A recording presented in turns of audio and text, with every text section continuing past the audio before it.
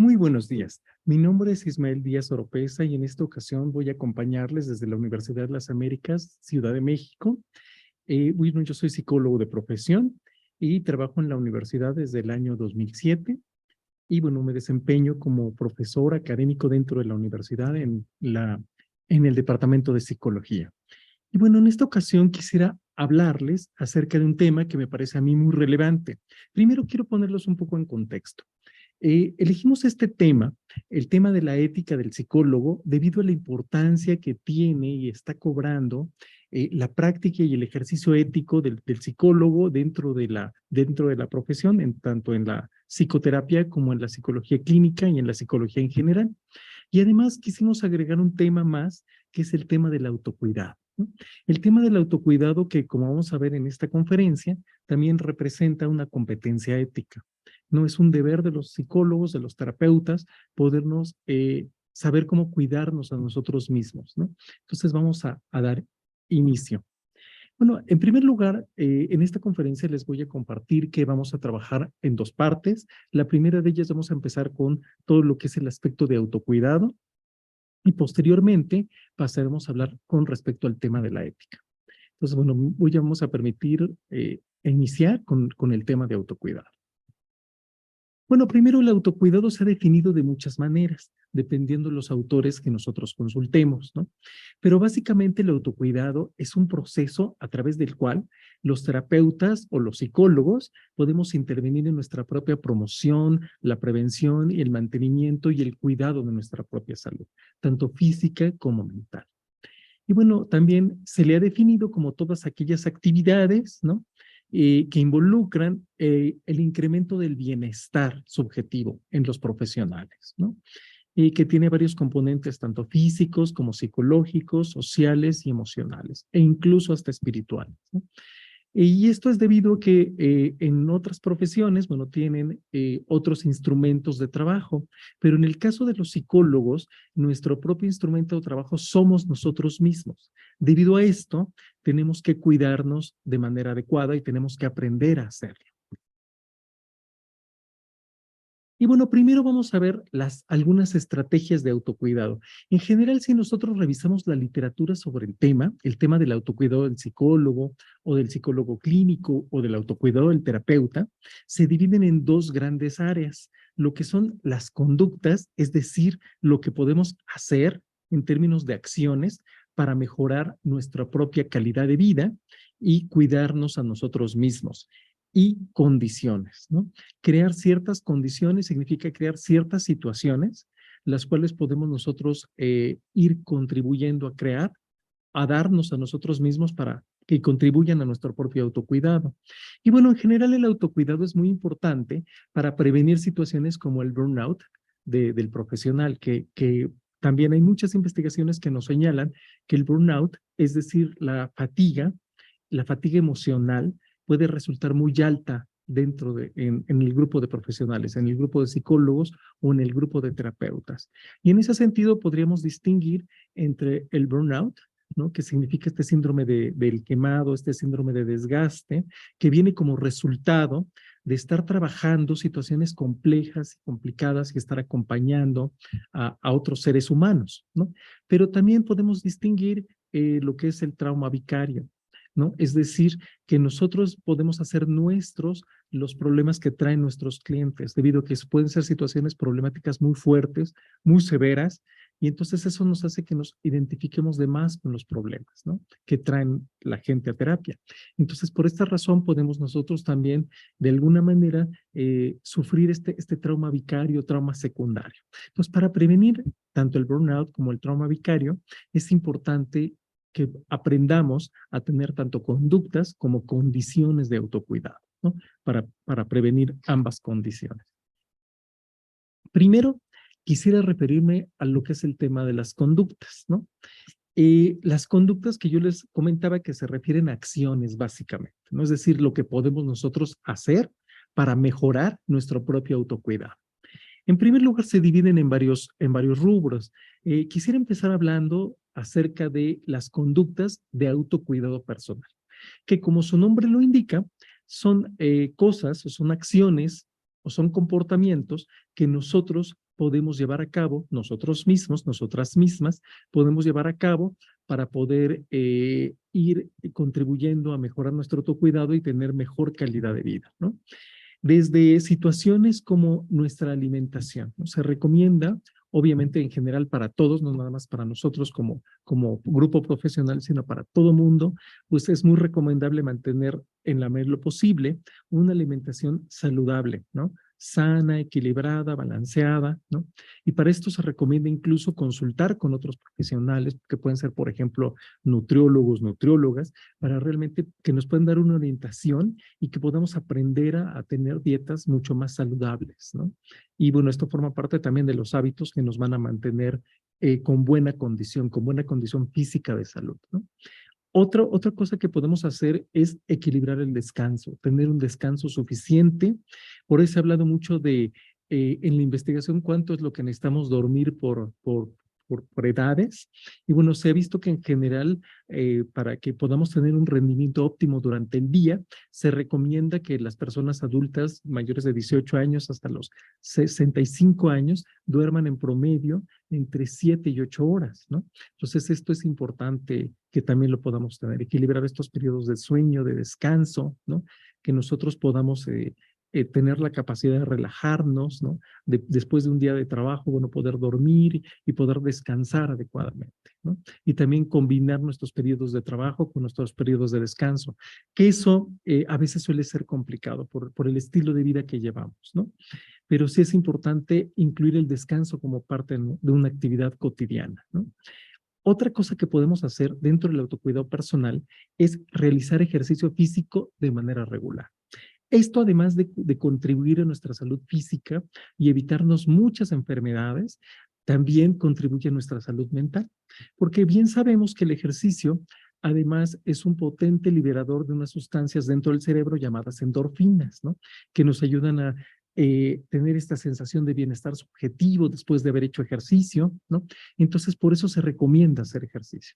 Cualquier tipo de ejercicio es recomendable. Si queremos nosotros optar por un ejercicio físico más exigente o digamos como una práctica de algún deporte, pues lo que se recomienda es primero consultar a un médico, sobre todo si no lo hacemos, si no lo hemos hecho o si lo dejamos de hacer después de muchos años, pues lo importante sería consultar a un profesional de la salud, un médico, que nos pudiera evaluar nuestra capacidad física y ver si estamos aptos para hacer ese ejercicio.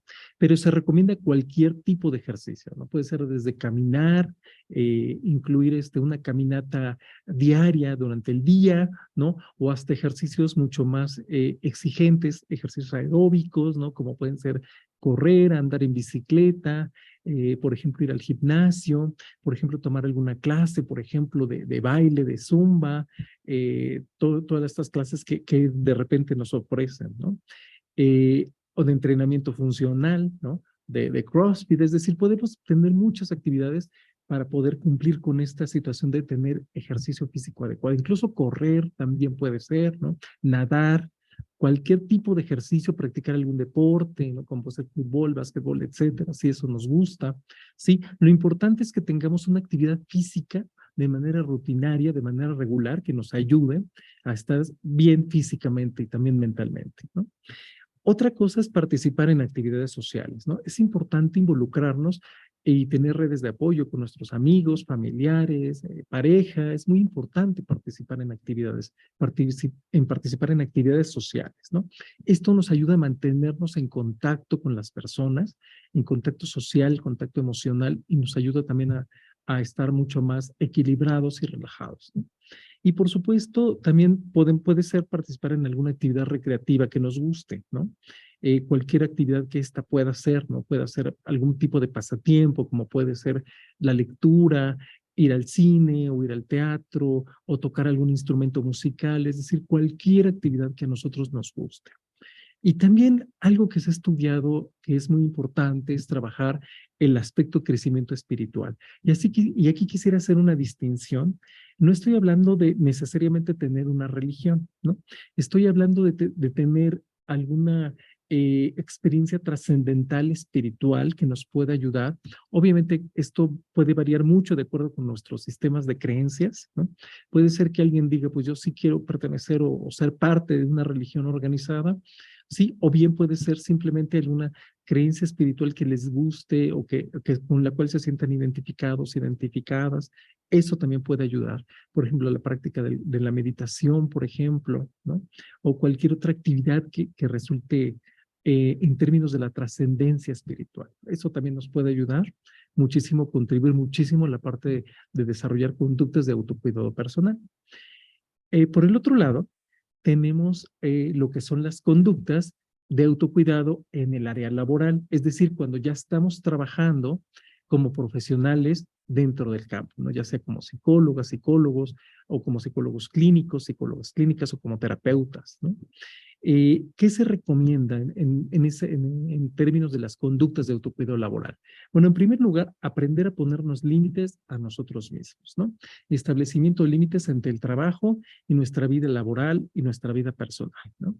Esto a veces resulta muy difícil, sobre todo cuando estamos empezando la práctica, la profesión, porque llegamos con todo el entusiasmo, ¿verdad? Y queremos, por ejemplo, terminamos la maestría y abrimos nuestro consultorio y de repente queremos, obviamente, que se nos llene de pacientes, pero el asunto es que no podemos estar trabajando en consultorio todo el tiempo, ¿no?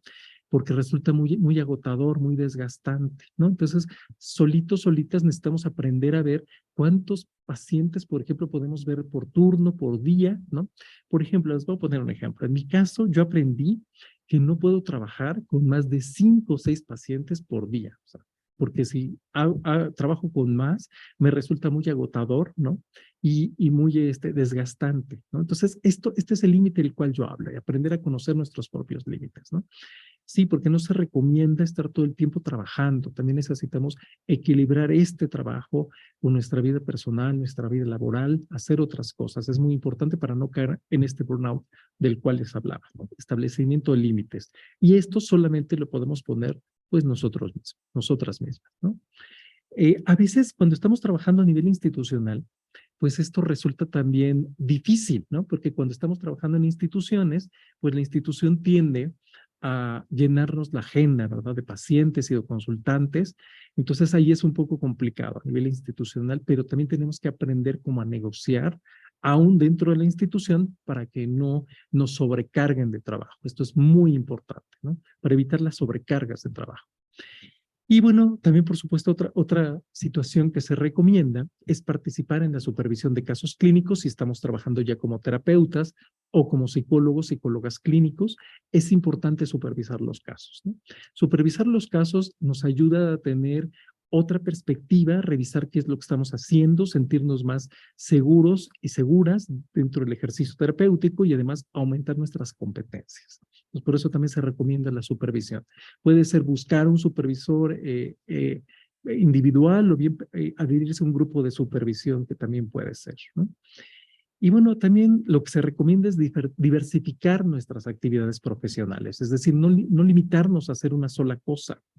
Por ejemplo, les voy a poner mi ejemplo, mi caso.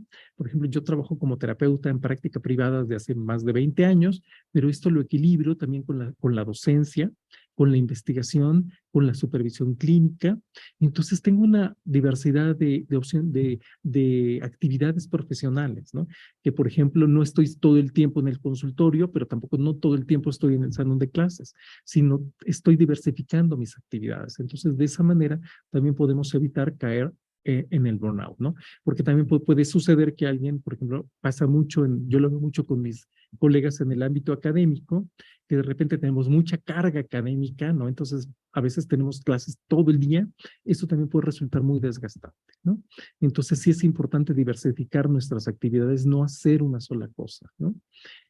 Y también dialogar con colegas, ¿no? Acerca de experiencias que tengamos en el manejo del trabajo clínico, ¿no? Esto nos puede ayudar porque así vamos aprendiendo a partir de la experiencia de otros, ¿no? De cómo los otros manejan las cosas. Entonces yo creo que eso también nos puede ayudar mucho. Fíjense, por ejemplo, ahora estaba recordando que a raíz de la pandemia, como seguramente les pasó a algunas de ustedes, pues empezamos a trabajar todo en línea. El trabajo en línea es muy bueno, pues indudablemente tiene muchas ventajas, ¿no? Muchas situaciones de comodidad, incluso porque nos evita los traslados, pero también puede ser que si hacemos demasiado actividad de trabajo en línea, puede resultar muy desgastante. Entonces también es importante aprender a equilibrar esto, ¿no? Y sobre todo que ahorita que ya regresamos a nuestras prácticas cotidianas, pasa, por ejemplo, que en mi caso, ¿no? Yo sigo en práctica híbrida, es decir, tengo personas que asisten a consulta presencial, pero también tengo pacientes en línea. Sigo teniendo pacientes en línea. Entonces es importante también equilibrar eso, ¿no? Nuestras actividades presenciales en línea para no sobrecargarnos, ¿no? Con las actividades en línea. Y también mantener una capacitación constante, un proceso de formación continua, de aprender nuevas habilidades, de aprender nuevas herramientas. Esto también nos ayuda mucho, ¿no? Realmente el trabajo del psicólogo es seguirse formando a lo largo de toda la vida. Lo mismo la psicoterapia. Es una profesión muy exigente, ¿no? Que nos demanda estar en continua capacitación. Entonces sí es importante también eso, ¿no? Tomar cursos, talleres, diplomados, incluso maestrías. Eso nos ayuda para estar todo el tiempo actualizados. Bueno, también otras conductas se han abordado bajo el rubro de conductas de autocuidado extralaborales, ¿no? Y que se refieren justamente a estas conductas que podemos, o acciones que podemos llevar a cabo que están más allá del ámbito laboral. Por ejemplo, el asistir a terapia personal, ¿no? Se ha insistido mucho en que los psicólogos clínicos, los terapeutas, tenemos que también estar en un proceso terapéutico. Esto debido a que también, como cualquier ser humano, podemos enfrentar situaciones críticas de estrés, alguna presión social, emocional, entonces necesitamos también estar en proceso terapéutico, es muy aconsejable, ¿no? E incluso puede tener un fin didáctico si estamos estudiando psicoterapia, ¿no? Porque nos permite ver cómo trabaja el terapeuta, que sea como una especie de modelo para nosotros. Entonces también tiene una finalidad didáctica. Por eso se recomienda, ¿no? Y también forma parte de redes sociales profesionales, ¿no? Es decir, participar en asociaciones de colegas de profesionales para asistir a congresos o coloquios o seminarios o talleres de actualización. Eso también se recomienda como parte de estas conductas de autocuidado extralaboral, ¿no? Y ahora, bueno, quisiera referirme a lo que son las condiciones, ¿no? Y fíjense, algunas estrategias de autocuidado que tienen que ver con estas condiciones o situaciones de las cuales yo les hablo, ¿no? En primer lugar, la investigación lo que nos ha señalado es que en primer lugar tenemos que reconocer que la práctica terapéutica, la práctica de nuestra profesión de la psicología en general, puede conllevar algún tipo de riesgo para nosotros. ¿En qué sentido? Que yo les comentaba que la psicoterapia es una profesión que suele ser muy demandante en términos emocionales, ¿no? Porque estamos trabajando y estamos lidiando con los problemas emocionales de otras personas, que pueden ser muy fuertes, ¿no? Temas muy difíciles, como por ejemplo casos de abuso sexual infantil, situaciones de violencia, casos de depresión, intentos de suicidio, es decir, a los psicólogos, a los terapeutas nos toca acompañar a las personas en momentos difíciles y complicados de sus vidas. Por esa razón, la profesión de psicoterapia puede ser muy demandante, ¿no? Entonces, esto conlleva el riesgo de que los terapeutas o los psicólogos, si no tenemos herramientas, podamos padecer burnout, podamos caer en depresión, ansiedad, estrés emocional, ¿no? Y es importante, para evitar caer en eso, pues necesitamos tomar acciones correctivas y entre ellas estas estrategias de autocuidado, ¿no? Y bueno, pensar mucho en estrategias de cómo cuidarnos más que técnicas o métodos específicos. Y es importante también darnos cuenta de lo que nos funciona a nosotros mismos, a nosotras mismas, ¿no? Es decir, no a todos nos funciona lo mismo, ¿no?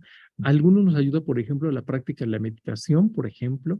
Esa puede ser una buena herramienta, o algunas técnicas de relajación, o también se recomienda mucho el uso de algunas herramientas como el mindfulness, por ejemplo, que también puede ser útil para ayudarnos a lidiar con el estrés, con la ansiedad y con lo que conlleva nuestra práctica cotidiana de la psicoterapia o del ejercicio profesional, ¿no?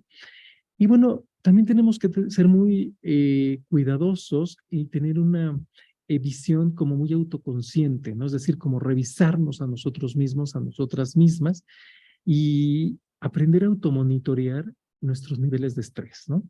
Aprender a revisar en qué momento ya estamos en un proceso de estrés muy fuerte, muy importante, y estamos sobrepasando nuestros propios límites de estrés, y entonces buscar ayuda profesional, por ejemplo, asistir a terapia. Pero el primer paso es reconocer que algo nos está pasando. Ese es el primer paso, es una responsabilidad muy importante de nosotros como terapeutas, ¿no? Y que repito, esto puede ser como un resultado de la propia práctica terapéutica o de alguna situación que estemos viviendo en nuestras vidas personales, ¿no? Yo les decía, es muy importante utilizar técnicas diversas, ¿no? No importa que sean de distintas orientaciones teóricas, porque de repente como que algunas veces a los psicólogos nos forman con la idea de que bueno, tenemos que trabajar de una manera muy rígida y solamente adherirnos a una sola corriente terapéutica. Si nosotros contamos con un bagaje de técnicas que podamos emplear para trabajar con nosotros mismos, pues lo podemos hacer, ¿no? Y ahora, por ejemplo, cada vez más se habla de la cuestión integrativa, ¿no? Entonces, lo mismo eso es para las técnicas, para nuestro propio autocuidado, ¿no? Por ejemplo, yo les comentaba antes, mezclar cuestiones de meditación con cuestiones de relajación o pues, cuestiones de mindfulness, ¿no? Y también eso también es recomendable, combinar distintas técnicas de acuerdo a nuestras preferencias personales y de acuerdo también a nuestro nivel de entrenamiento, que nosotros tengamos entrenamiento para trabajar eso. También tenemos que emplear control de estímulos, ¿no? Y contracondicionamiento cuando esto sea posible, ¿no? Y bueno, ¿esto qué se refiere? Pues básicamente, pues sabemos que bajo ciertos eh, modelos, ¿no? El estrés, por ejemplo, es una conducta de tipo aprendido, ¿no? Entonces tenemos también que, así como aprendemos a estar estresados, pues también tenemos que aprender a desestresarnos, tenemos que aprender a relajarnos. Entonces de esta manera también podemos nosotros tener una mejor calidad de vida y contribuir a nuestro propio autocuidado, ¿no? Yo les decía otra estrategia, otra cosa que se puede hacer es buscar ayuda profesional cuando así lo requerimos, buscar una terapia personal. La opción puede ser muy variada, puede ser una terapia individual o una terapia de grupo, ¿no? Pero en todo caso es importante, sobre todo cuando nosotros pensamos o estamos sintiendo que nuestros niveles de estrés, de ansiedad o de depresión como resultado de nuestra práctica terapéutica están aumentando demasiado y ya no los podemos manejar, es momento de buscar una ayuda profesional, ¿no? Buscar consultar a otro colega para entrar en proceso terapéutico, ¿no? Otra cosa que yo también recomiendo es evitar la autoculpa, ¿no? O sea, somos seres humanos, ¿no? Antes que psicólogos, terapeutas o psicólogos clínicos, somos personas. Y pues no estamos exentos o exentas de padecer estrés, ansiedad, angustia, cualquier cosa que nos pase en nuestras vidas. Entonces es muy importante también liberarnos de esta situación, ¿no? Es decir, yo siempre les pongo el ejemplo que es cuando el médico cuando se enferma, ¿no? Es decir, por el hecho que sea médico o médica no quiere decir que no se va a enfermar nunca, ¿no? Por supuesto, se va a enfermar alguna vez porque pues es persona, ¿no? Igualmente nosotros los psicólogos podemos llegar a experimentar alguna situación, algún problema, alguna situación emocional, aunque seamos psicólogos y seamos profesionales de la salud mental, ¿no? No estamos exentos de padecer cualquier cosa, como repito, somos seres humanos. Y también yo les recomendaba, vuelvo a reiterar, diversificar nuestras actividades profesionales. Esto es muy importante, no dedicarnos a una sola cosa, dedicarnos, por ejemplo, a una práctica privada, pero también a la clase, también a hacer investigación, si eso nos gusta, hacer supervisión, es decir, diversas actividades que nos permitan pues tener un amplio abanico de posibilidades para no estar concentrados en una sola cosa y no desgastarnos, ¿no? Mucho en una sola actividad, ¿no? Y bueno, también apreciar las recompensas que tiene el trabajo terapéutico, porque también hay que decirlo, el trabajo terapéutico es muy gratificante, así como es altamente demandante, también tiene muchos elementos gratificantes, ¿no? Es decir, yo creo que en particular la profesión de la psicoterapia tiene eh, algo que no tiene ninguna otra profesión, ¿no? Que nos permite entrar en contacto con las personas y conocerlos, conocer a las personas de maneras muy íntimas y privadas, ¿no? Y bueno, nos permite también entrar en sus mundos. Entonces, realmente esto es un verdadero privilegio. Yo creo que también los terapeutas podemos crecer en el proceso terapéutico, ¿no? Eso sería lo opuesto, ¿no? En vez de que sea una situación de desgaste, de angustia, pues podemos tener experiencias de crecimiento dentro del ejercicio de nuestra profesión. ¿Qué experiencias pueden ser estas? Por ejemplo, de aprendizaje, ¿no? Todo el tiempo estamos aprendiendo, ¿no? Entonces, cuando como terapeutas, como psicólogos clínicos, psicólogas clínicas, pues tenemos que aprendemos cosas de nuestros clientes, de nuestros consultantes. Por ejemplo, como docente, yo aprendo cosas de mis alumnos. Entonces, nunca dejamos de aprender. Entonces, en ese sentido, pues es muy gratificante nuestra profesión, ¿no? Nos deja muchos aprendizajes y les repito también, nos permite conocer a las personas de maneras muy íntimas y privadas, ¿no? Entonces, eso es un verdadero privilegio, ¿no? Que también tiene muchas recompensas el trabajo terapéutico, pero hay que saber dosificar el trabajo, ¿no? Y bueno, ahora quisiera hacer justamente la liga con el aspecto ético, ¿no?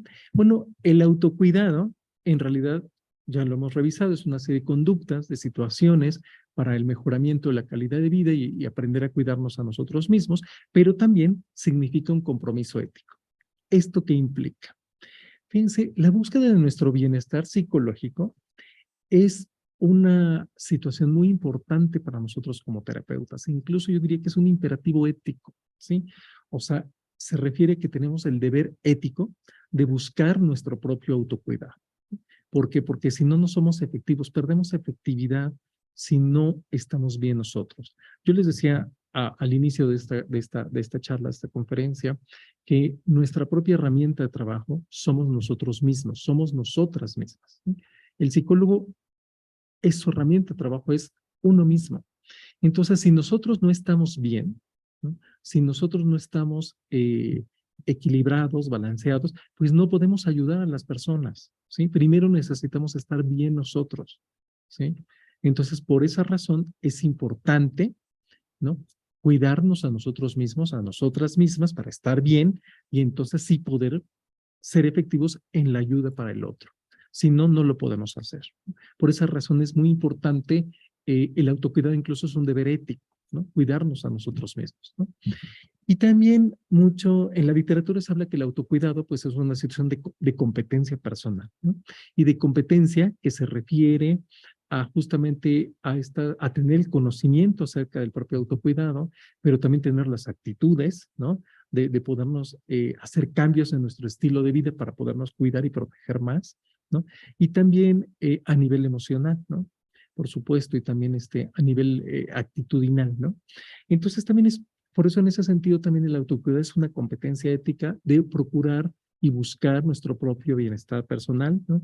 De tal manera que podamos prevenir que nuestros problemas personales o los problemas que pueden ser resultado o derivados de nuestra práctica terapéutica comiencen a afectar justamente nuestra práctica, ¿no? E interfieran en nuestra habilidad para ayudar a otros, ¿no? Por ejemplo, pensemos el caso de un terapeuta de pareja que está atravesando por un proceso de divorcio en su situación personal con su relación de pareja. Entonces, si esta situación no la tiene suficientemente trabajada, si no la tiene suficientemente dentro de lo posible resuelta, ¿no? O elaborada, pues cómo va a trabajar justamente con las personas, ¿no? A eso es lo que me refiero, ¿no?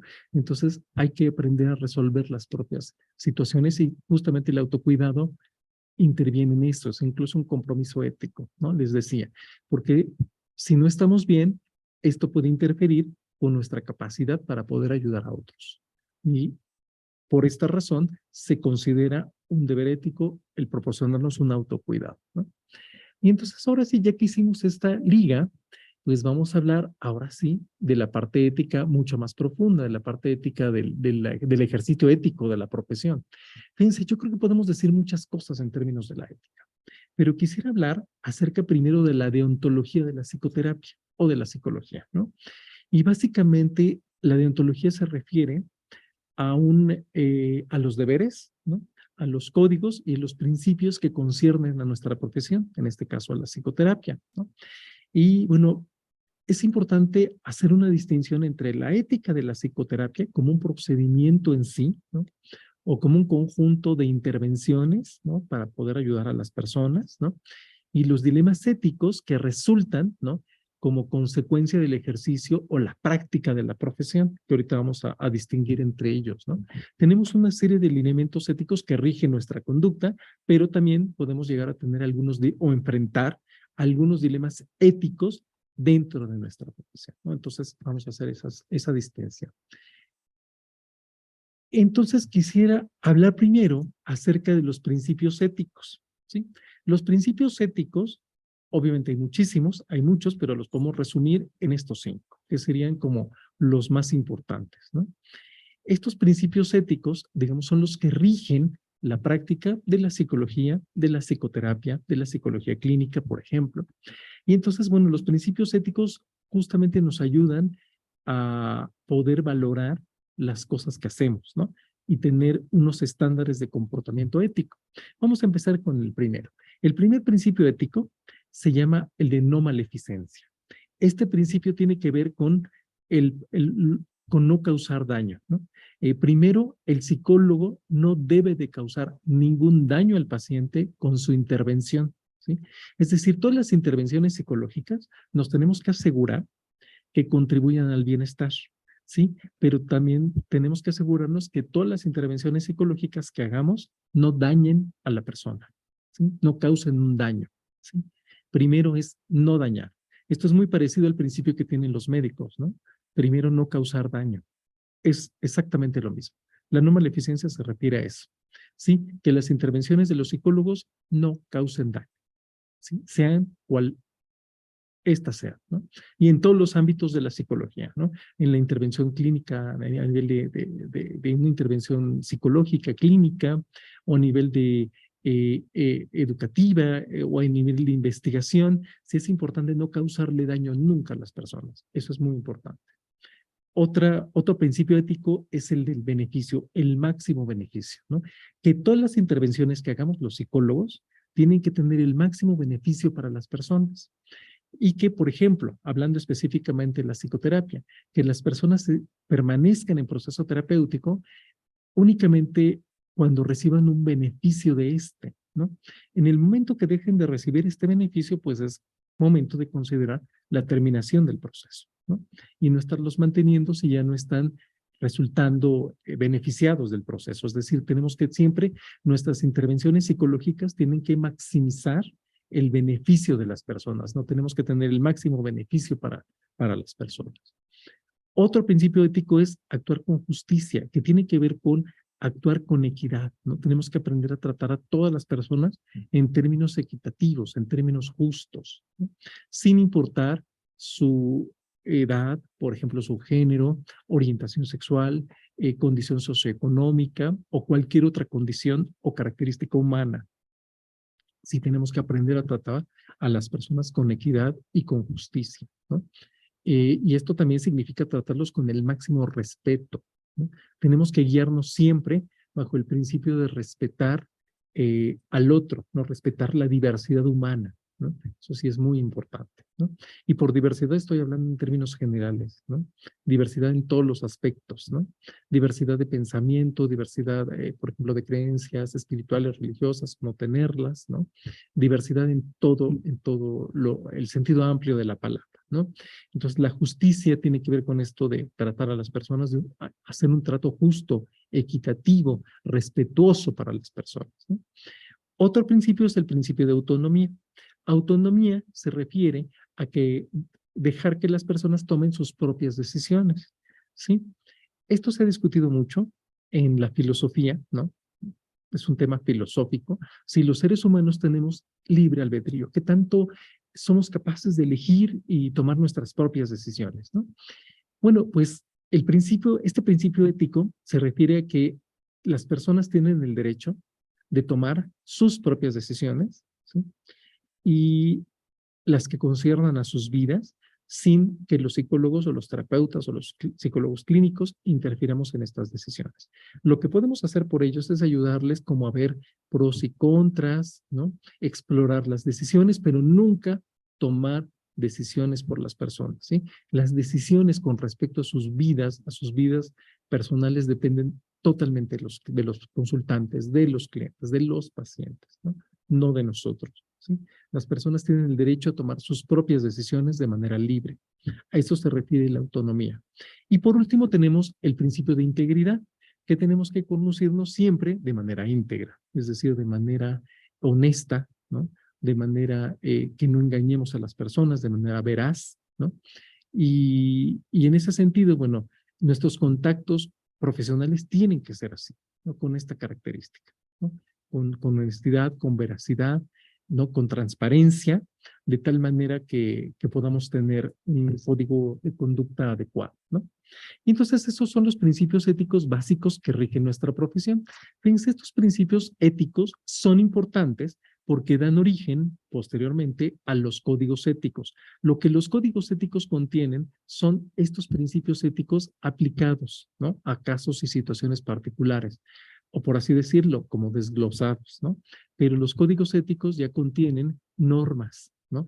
Que se basan en estos principios éticos, ¿no? Y yo les comentaba que también una parte importante de la ética es el asunto de los dilemas éticos. Los dilemas éticos se refieren a aquellas situaciones complicadas o complejas que pueden ser el resultado del ejercicio profesional, como, vienen como el resultado de nuestra práctica profesional. Entonces, bueno, hay muchos dilemas éticos, pero el dilema ético es una situación que involucra una toma de decisión, pero un proceso de toma de decisión que no es sencilla, es un proceso de toma de decisión que tenemos que hacer basados en ciertos principios y en ciertos códigos, ¿sí? Un dilema ético también se refiere a un conflicto entre decisiones, ¿no? Dos situaciones que pueden ser contrapuestas entre sí, ¿no? O dos decisiones que pueden ser contrapuestas entre sí. Esto constituye los dilemas éticos, ¿no? Y que los enfrentamos todo el tiempo. Continuamente podemos estar enfrentando dilemas éticos en el ejercicio de nuestra profesión.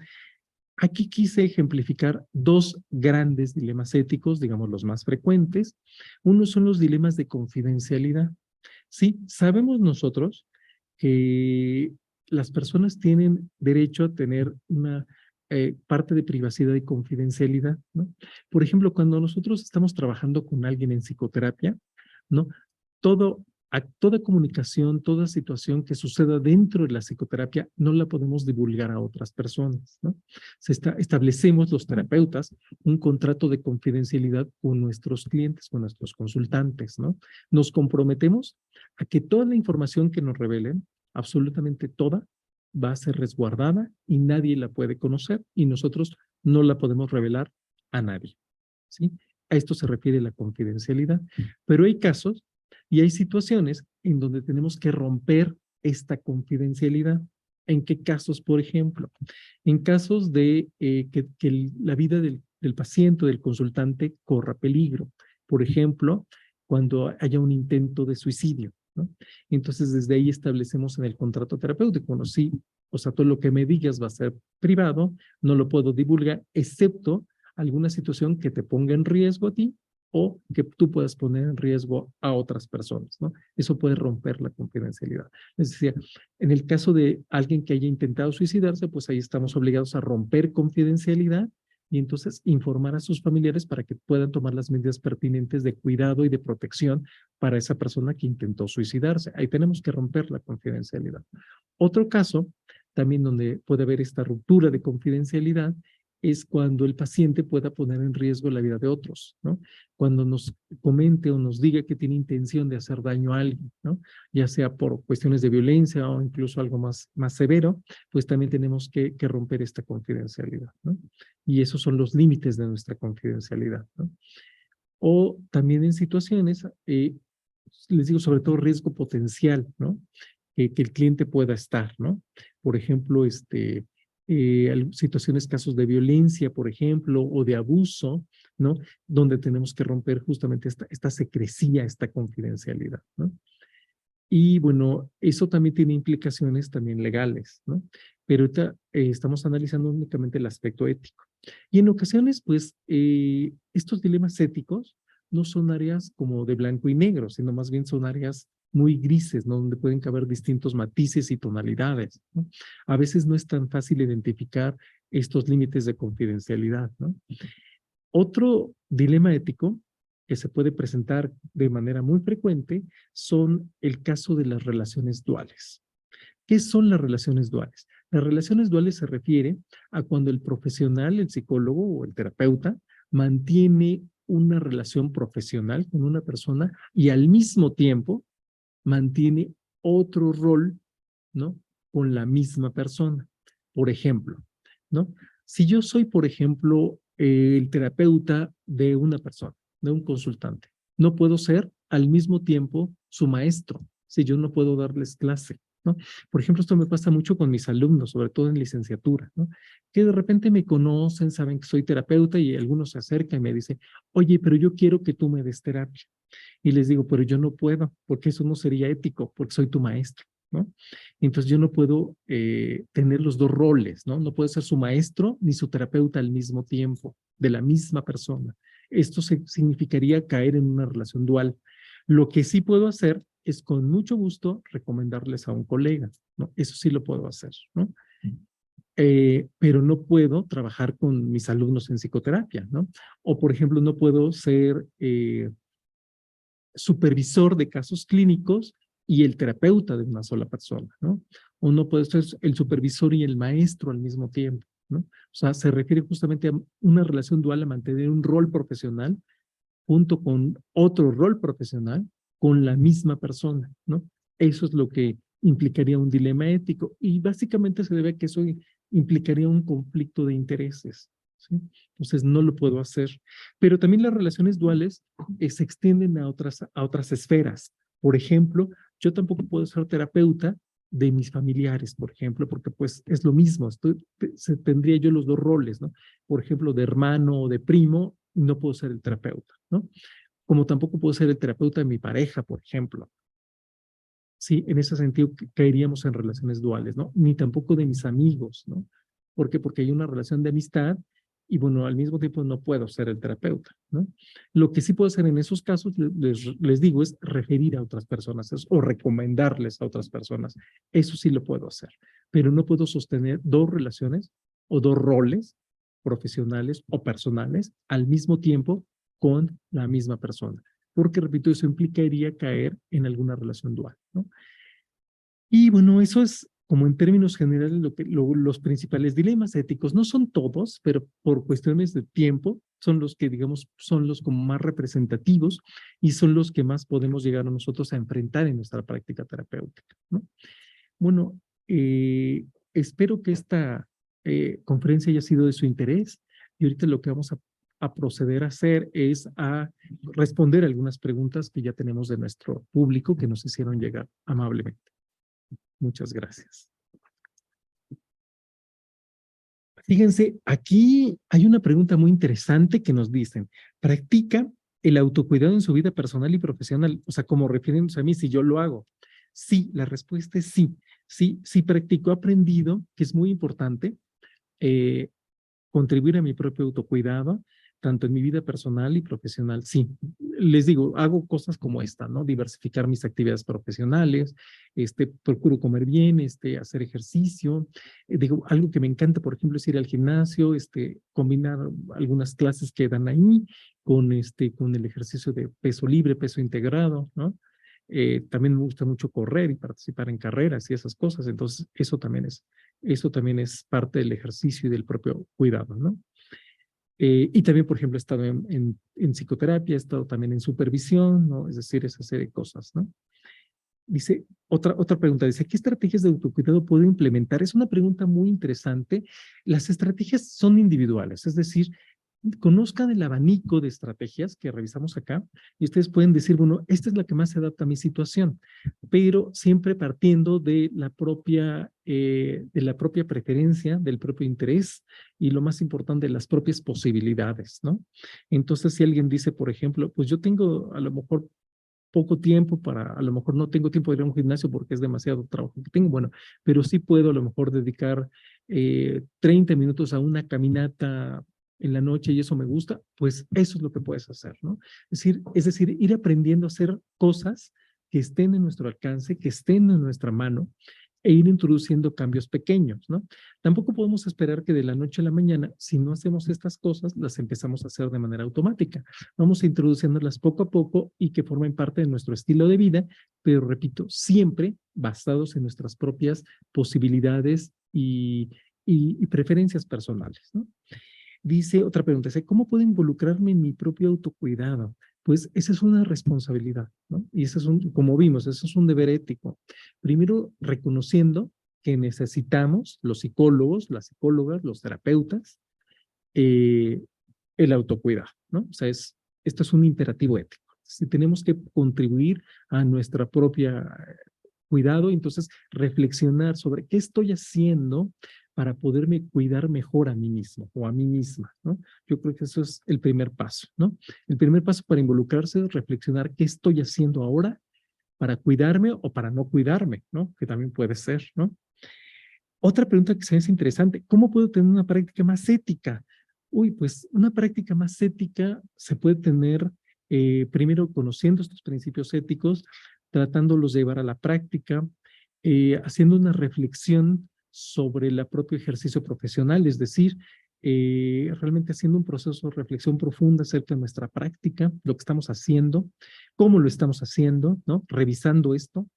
Y también a lo mejor teniendo conversaciones con colegas, también a lo mejor involucrándonos en alguna asociación profesional y por supuesto consultando los códigos, que son una excelente referencia. Por ejemplo, para los psicólogos, tenemos los códigos, por ejemplo, que rigen aquí en México, el código ético se llama así, Código Ético del Psicólogo de la Sociedad Mexicana de Psicología, ¿no? Que está dividido como en una serie de lineamientos, ¿no? De todas las áreas de la psicología que tiene que ver con la evaluación, con la investigación, con la docencia, con la psicoterapia, es decir, distintas áreas. Yo creo que es un paso muy importante conocer estos códigos. Por ejemplo, también los terapeutas podemos tener diversos códigos, ¿no? Por ejemplo, yo que soy terapeuta familiar más integrativo, pero bueno, está el Código Ético de la Asociación Mexicana de Terapia Familiar, por ejemplo. Hay otra organización que se llama Asociación Mexicana de Orientación Psicológica y Psicoterapia, AMOP, que tiene su propio código, ¿no? Entonces, revisando esto también creo que puede contribuir mucho a tener una práctica más ética. Y por supuesto, están los códigos de la APA, ¿no? De la American Psychological Association, que nos rigen a nivel internacional, ¿no? Y recordar que la APA tiene códigos éticos en cada una de sus divisiones, ¿no? Y que, bueno, la APA contiene divisiones de todas las áreas de la psicología, ¿no? Entonces, yo creo que también podemos tener una práctica más ética conociendo estos códigos, ¿no? ¿Y qué dilemas éticos ha enfrentado en su práctica? Uy, también es una pregunta muy amplia. Yo creo que varios, ¿no? En primer lugar, sobre todo aquellos que se refieren a la toma de decisiones, que yo siempre creo que esto es lo más difícil, ¿no? Como terapeutas, como psicólogos, las tomas de decisiones, ¿no? Lo que tiene que ver con un proceso de razonamiento ético. Yo creo que son las que más me he podido enfrentar, ¿no? Es decir, a situaciones de complicadas, ¿no? Por ejemplo, en términos de que el otro día, por ejemplo, para ponerle ejemplo, esto tiene poco, estaba trabajando con una consultante y me estaba comentando la sección de violencia que está atravesando su hija, ¿no? Entonces ahí es una situación de, bueno, sí, pero mi paciente o mi cliente es, digamos, la mamá de esta persona, no estoy trabajando directamente con ella, pero sí, yo soy responsable, yo tengo que hacer algo para frenar esta violencia, ¿no? Entonces, lo que a mí se me ocurría hacer era como trabajar con mi consultante, que no es esta persona que vive violencia directamente, es la hija de ella, la hija adulta de ella, pero sí darle un poco de información a mi cliente, a mi consultante con respecto a qué es la violencia, qué opciones puede tener, qué orientación le puede dar a su hija, ¿no? Pero ahí mi situación es un poco limitada porque la hija no es mi consultante, ¿no? Pero sí darle algo de herramienta, algo de psicoeducación, algo de apoyo a la persona, en este caso su mamá, su hija, quien vive la violencia, ¿no? Pero sí es una situación como complicada, es decir, como hasta dónde tengo que actuar, ¿no? Con determinados casos y situaciones, ¿no? Por ejemplo, ese, ¿no? Y pues sí, hay muchos dilemas éticos que pueden surgir ahí, ¿no? Pero digamos, estos son como algunos de los que ahorita tengo más presente, ¿no? Bueno, pues creo que son todas las preguntas. Bueno, quisiera agradecer muchísimo por su atención y su participación y espero en sus comentarios que puedan ponernos con respecto a qué les ha parecido este tema, cuáles son sus inquietudes, sus dudas y con mucho gusto, ¿no? Para mí ha sido un placer compartir esta mañana con ustedes. Muchísimas gracias.